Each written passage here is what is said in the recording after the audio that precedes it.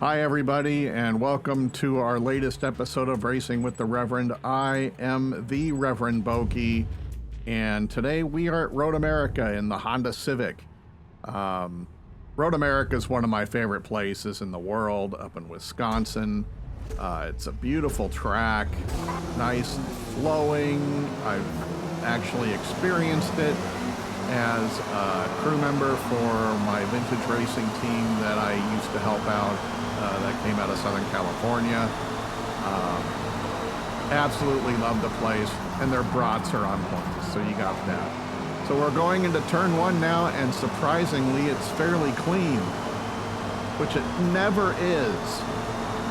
Wow, I'm shocked. I'm literally shocked I got through turn one without getting anything, and now we did in turn two. Actually, that's turn three if you want to be technical.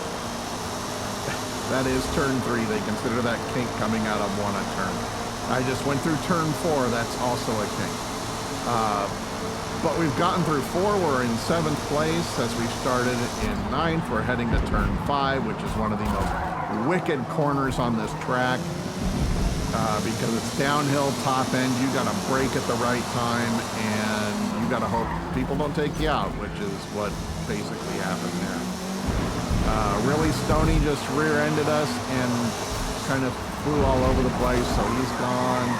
We're inside on Panute, and Panute takes our front end off, probably fully knowing that we were there. So we lose 7 spots. Thanks a lot. Kids, turn on your radar on this game, please. You know someone's there and you do that. It's just not cool. And he's not leaving space and he closed down. That's just not cool. So we've come out of the carousel and heading down the back straight now, and we go through a couple of kinks and we're heading toward Canada Corner. This is a fun corner too, good passing point. Try and brake just after that last signboard, because then you can kind of roll in and accelerate out and pick up some time, like we just did on Mr. Pinky. Hi, Mr. Pinky. City Killer's gone. We're on hard tires for this, by the way. We decided to one stop this one. So we're gonna go one stop and see what happens. Again, I don't watch these races. I know where I finish because I've already put in all the cuts and everything else, but that's all I know. So I know where my pit stop is, and I know where the end of the race is, and obviously I knew where the beginning of the race was and where we started. But as the race goes, I don't know what's going on. Oh, there's a little net stuff. I think I fixed that, by the way. Because I had some problems with my phone around this time not picking up apps, which was great. But it didn't exactly work out when I was trying to, go on ESPN and trying to watch stuff on ESPN's app. But I fixed that, so I think that's going to be a lot smoother going forward as we head into turn 5. We have picked up 3.1 seconds on Mr. Pinky's lap already. So that gives you an idea. Mr. Pinky decides to slide in front of us, brakes a little early. Now we come out of the corner, and he's not even near up to speed. And now we're going to head into 4 and be very cautious because Mr. Pinky's all over the road. We finally get by him, so that's good. But we head into this corner. Mr. Pinky, usually when I do make a pass like that, someone misses their braking spot and then decides to go into my, tries to go into my boot, but that didn't happen there, so good. Here we go, powering out of the carousel, heading down the back straight again. We're 4.5 seconds behind Real Canatel, and we've got a lot of time to burn. It's just, it's been one of those starts. What are you gonna do? We've already pulled out 1.5 seconds on Mr. Pinky. as we head into Canada Corner for the second time, and we picked up, it looks like we picked up about a half a second on Real Canatel. So, looking good. Here's turn 13. I kind of slightly lift there and let her rip, and turn 14, you brake at the signboard there and go in. And we're really pulling away from the guys behind us now, and Claybuster is in 12th now, and he's only 2 seconds ahead, and we're gaining on him as we get top end down the front straight. You may notice that I swerve toward the right when I'm coming up that hill. I'll explain that next time around. We continue to pick up time on Claybuster while we're continuing to lose time to City Killer. We're not losing a lot of time to City Killer, but because of the wreck, we're just kind of not going to get there. That's okay. We just want, now it's the point of we're going to improve on our starting position, which we're not even near getting to yet. But as we turn down the back straight again, and this is the straightaway down to turn 5. This is the back straight, but this isn't the turn 5. You may notice I brake a little early, but it's because when I turn in, right when I get to the apex, I can power out and not worry about too much understeer getting into it.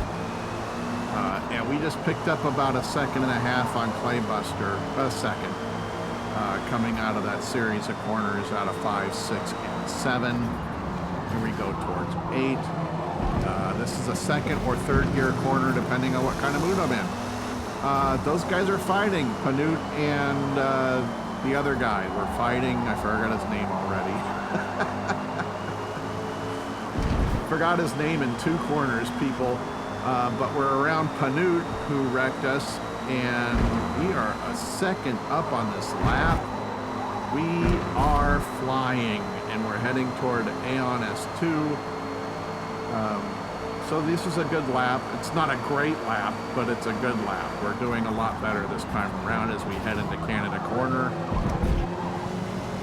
Now we're a second behind Aeon, and we're still pulling Aeon in.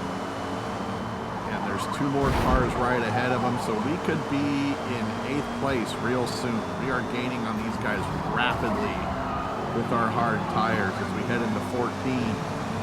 A little slow on the exit by me. And now I'm gonna, am I staying in his draft? No, I'm staying in his draft. So we'll cover it the next time I swerve over, because I like to, there's reasons behind it. 223.5, meh, but it's hard tires. You know, that's all right. But we're also gaining on 8th and 9th while I'm playing with Aeon. We let him pull away a little bit because I'm sure something's going to happen. And there's 7th place coming out of 3 also. So we're getting up on these guys pretty quick. And we're gaining on our last lap time, so that's even better. We're staying out of the draft kind of because I just think there's going to be some sort of mess happening between these cars, and I don't want to be any part of it. So as we head down to 5, there's the brakes, down into 2nd, and no shenanigans yet, but I'm sure it's coming. You never know, honestly. Guys, the way they race on this game, you just don't know. By the way, this is probably the fullest lobby I had seen before Forza Horizon 6 came out. Since then, that's been interesting too, and we'll talk about that also, because it definitely has an effect on future videos that I'm going to be making. Looks like iBeamer got shunted out of the way and has dropped back to 10th, but we're still hanging back because, you know, we don't want anything to do with this three-way fight. We want to stay out of it. We want them to take each other out so we can make up the time. I'm not worried about catching up to 7th. I'm running pretty quick compared to everybody else on these tires, so I'm okay. And there we go, whacking Real Canatel, and we'll slow way down. I don't know why he broke so early for that corner, but I gave him a thanks because he broke really early for that corner. I don't understand. Unless he felt that he had to be that much slower going around the outside of I-Beamer. Otherwise, I don't understand. As we head up the hill, we're staying in the draft again. So we can make up some time because we had to slow down a lot going into 14 through 13 and 14 because of the lack. Now I-Beamer swerves, I-Beamer goes back, and Canatel passes him cleanly. We're going to get a good run out of this corner. And we're right on side I-Beamer. We should get the pass done, and we don't. So we'll kind of let I-Beamer get out to the outside. There's not a lot of room, but he's keeping up, which will make a dangerous turn 5. Which we didn't want. So I-Beamer's right behind us. He's up our boot. We're heading into 5 now. We're braking really early because of Canatel's brake check from earlier. He doesn't take the corner very well. I do. Get a good run out of there. We're going over to 6, and he whacks me. So guys, you got to give room. This is one of these things. It's a pet peeve. I am not your wall. My car is not the wall. So you got to give a little bit of room. That's all I'm asking. And so now we take 2 positions in one corner, take a penalty because of it, because I decided to use the other guy as a wall, but they didn't get penalties for it. I did. So fantastic. Canatel's on our tail. We're going to kind of get over a little bit so he doesn't try and pass us into the kink, which is not a smart thing to do. And then we get in the grass and excuse me. Yeah. Okay. Well, that was my fault. That's on me. That was on me. I didn't take that kink very well at all. That usually happens to me once every 3 or 4 races on Road America. I just get too far inside and the grass there shuts me off and yeets me into the other grass, and then I smack. So now we've got pit stops. Looks like it's just 1, and we will pick up that position. So we're back where we started, position 9. So here I swerved. It was a little late, but there's a reason why I do that. Coming up that hill, if you stay on the left side, there's a bunch of bumps, and it kind of affects your speed. Just a little bit, but it does affect your speed. If you go all the way over to the right, you're okay, but you can't, you know, if you go to the right, it's a lot smoother. So you get a little more speed coming up the hill than you would if you stay all the way over to the left where the bumps are. It's maybe psychological, but that's how I feel about it. So, and I'm using feelings. Hello, feelings. So now we're stuck in 9th, but we're back in the position we started. I-Beamer is still in 8th. We're on lap 6.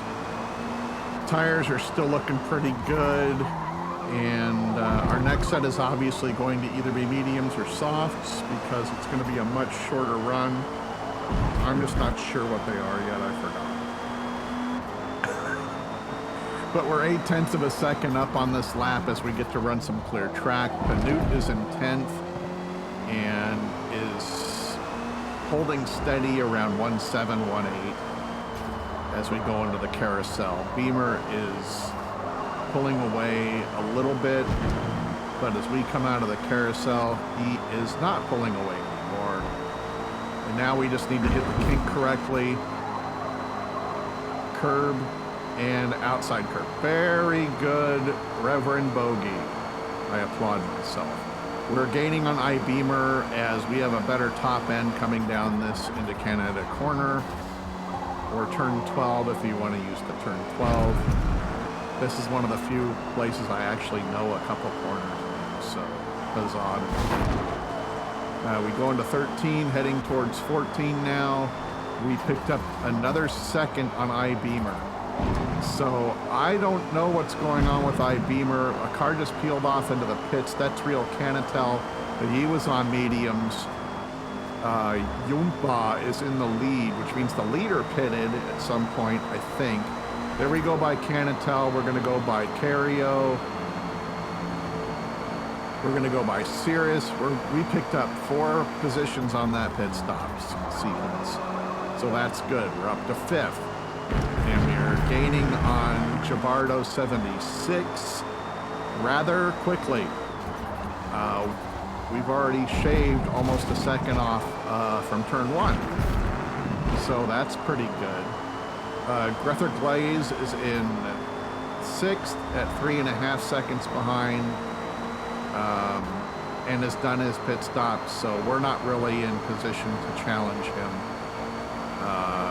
So when that person decides he wants to pass us, we're going to let him go. But we are gaining here on Gibardo, and now it's down to 2.5. I think he's trying to stretch medium 7 laps. That's never smart.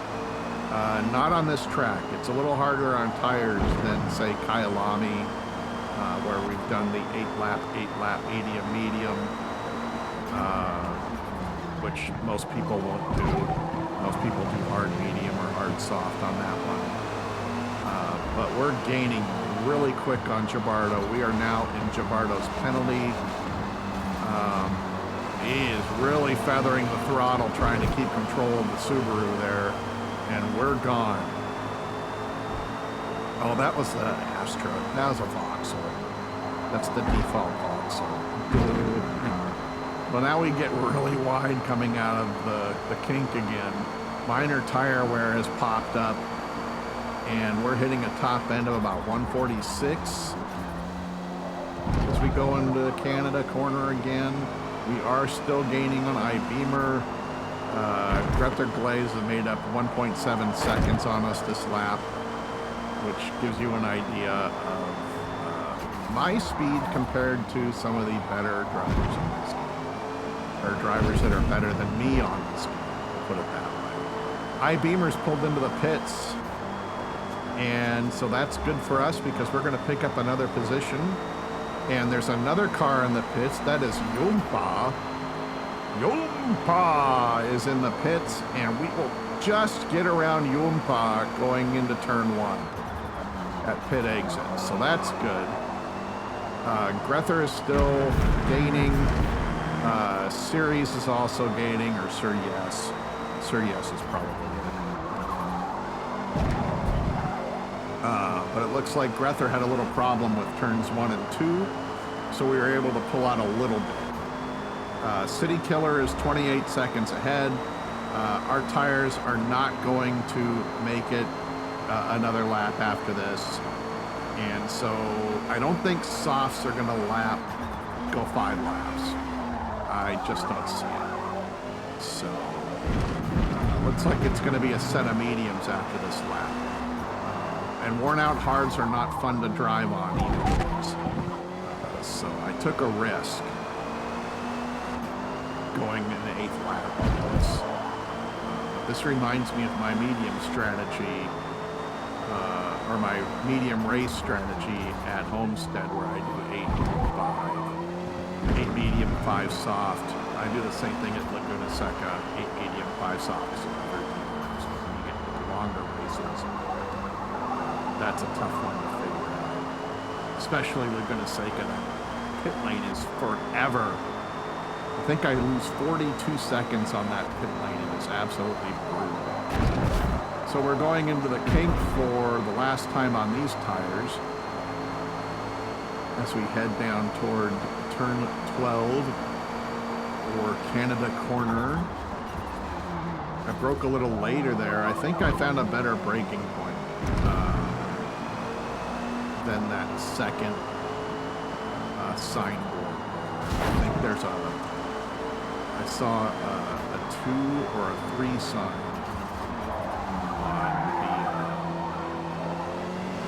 on the wall.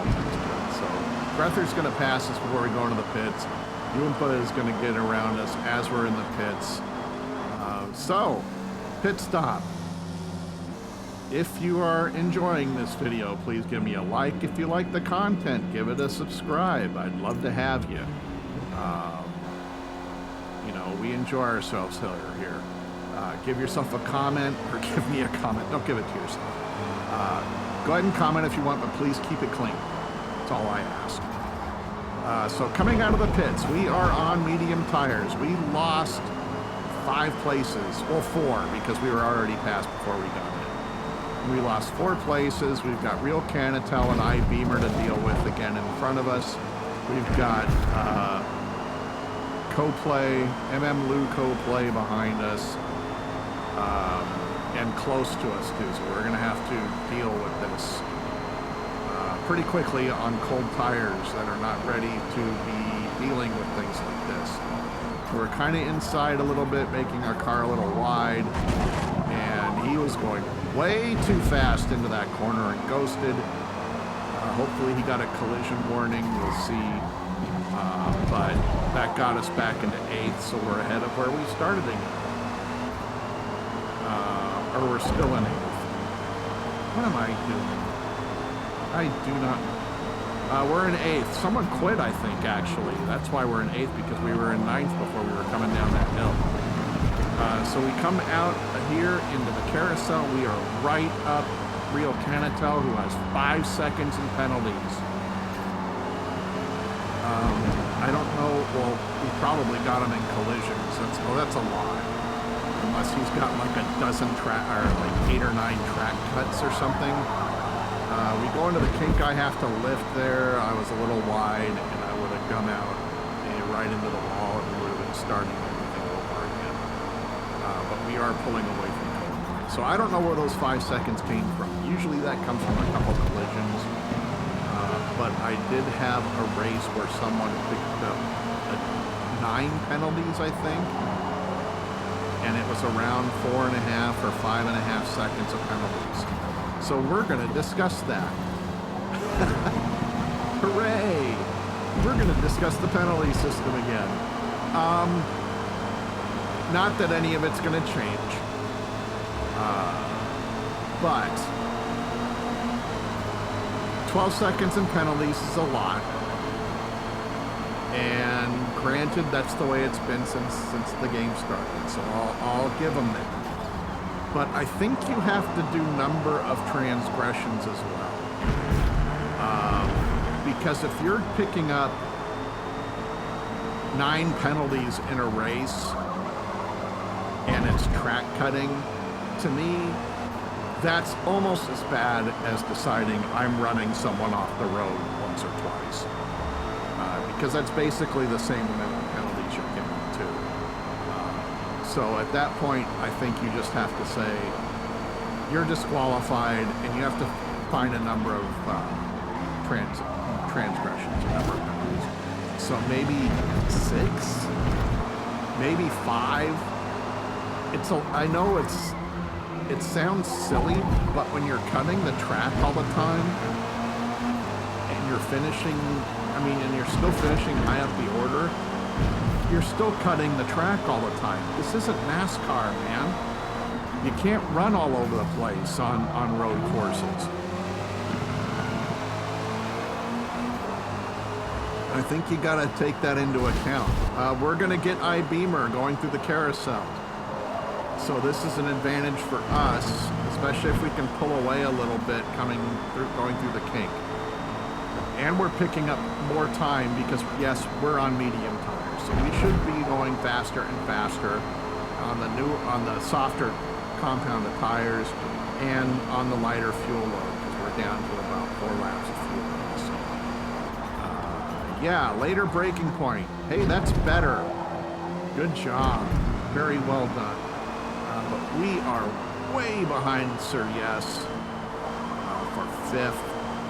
Because of my stupidity and someone else's not very nice thing to do either. But that's what costs you a ton of time. I mean, I don't do that stupid stuff, or I don't get wrecked. Maybe I'm definitely ahead of Sir Yes in 4th. I'm not catching Grether, but I'm at least ahead of Sir Yes. So that was my penalty system run for this race. The other thing, and I'll probably cover this more later, is the Forza Horizon effect. Forza Horizon 6 is out, and I will admit I've been playing. I don't know how I feel about that game. I mean, I prefer this type of racing. I prefer being on a track in prepared race cars and having fun. GT Sport, Forza, and, you know, those types. I like playing those games. Project Cars was fun too. Grid. I like playing games that are on a track, not open world or point to point, all that stuff. I just want to race. And to me, Forza Horizon 6 is arcadey for one. And it's a lot more arcade than this, although I understand that some of this is pretty arcade. Oh, that's my wife.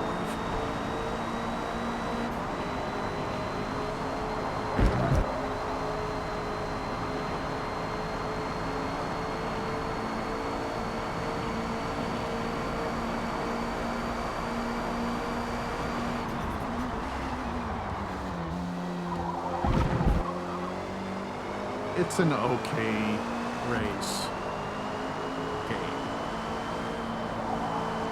I'm not fond of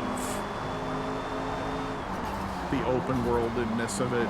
To me, it plays like it's Grand Theft Auto without the guns. And that's just... I love Grand Theft Auto, but I also want to go around people. I guess... I know that doesn't sound right, but that's what I'm doing in Grand Theft Auto. You're running around and you're doing your business, and doing business on that game means being the bad guy. Say hello to the bad guy. So while I'm having fun with Horizon, it's not the game I want to stick with. Does that make sense? I prefer playing this. The problem is the Horizon effect has cut lobbies in half, and it's very hard to it's hard to find a lobby with more than a dozen people, 12 to 15. 15's fine. When I raced for GT Sport, it was usually 16 people in a lobby. So I'm okay with that number. When you get below a dozen, it's not the same. It's like Indy Next. Or before Indy Next, where they changed their name. Yeah, really low car count in that series. And it's just not fun to me. I want the battles. I want to have some fun, but Forza Horizon just doesn't do it for me. To me, it's too casual, and I know it's too casual because I play the music in the background, and that's basically my thing. So we'll get into more of it later because I'm going to start playing it again in a couple of days when these long races are over. So we're going to be heading into the final lap. We go through 14 for the last time. Our fast lap right now is 2:26.70, so we're good. But we're going to, we'll cross the line here. That was not a great lap. Tires are okay. So I guess the mediums may go 6 laps here, but I wasn't going to tempt fate. I prefer to be a little faster at the end. We have been picking up ground on Sir Yes, but we obviously won't get him. We are pulling away from High Beamer.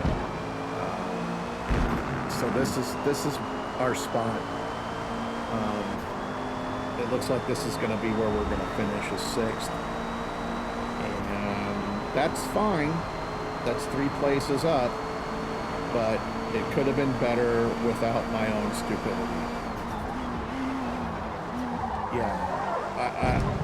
The first one didn't do me so much, that wreck. The one that I did coming out of the camp was really dumb. And it was a dumb mistake. So we just kind of have to live with that and move on. But I think a 4th place was definitely possible without the wreck on the camp. Tell me I'm wrong. Comment. Tell me my stupidity didn't cost me 20 seconds. And I will tell you it cost me about 20 seconds, even though I was flying down the back straight and spinning all over the place. But it definitely cost me more time than the distance I have between me and Sir Yes. Definitely. So we're heading down the back for the final time, going through the majestic Canada corner. Maybe on the next video, we'll talk about IndyCar running here also. Especially Catherine Legg. I don't know if y'all know who she is, but she is a fun race car driver, and she was a full-time IndyCar driver for a while. And we'll talk about her on the next one. As we head up the front straight for the final time, we're going to finish 6th. We are 9.6 seconds behind Sir Yes, 9.7. Penalties will change that to 9.4. So, well done. All right, so that was our video. I hope you all enjoyed it. If you like it, please like and subscribe. Give me a comment down below, and we will see you